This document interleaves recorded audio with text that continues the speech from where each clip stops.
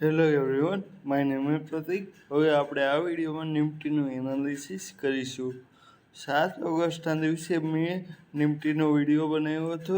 એમાં મેં કીધું હતું કે નિફ્ટીમાં 24,450થી 24,500નો સારો એવો સપોર્ટ ઝોન બને છે. પછી નિફ્ટીએ 24,337 સુધીનો લો મેળવ્યો છે, પણ નિફ્ટી 24,450 નીચે સસ્ટેન ના થઈ શકી અને પાછી 24,450 ઉપર સસ્ટેન થઈ. એટલે નિફ્ટીમાં આપણે જોઈ શકીએ છીએ કે ઉપરની સાઈડ સારી એવી મોમેન્ટમ જોવા મળી છે અને નિફ્ટી આજે 25,050 બંધ આવી છે. તો હવે નિફ્ટીમાં આગળ શું કરવું? હવે નિફ્ટીમાં આપણે ફિબોનાચીનો લેવલ ડ્રો કરીએ તો એમાં 61%નું લેવલ આવે છે 25,160. એટલે કે જો નિફ્ટી હવે 25,100થી કે 25,150 વચ્ચે આવે તો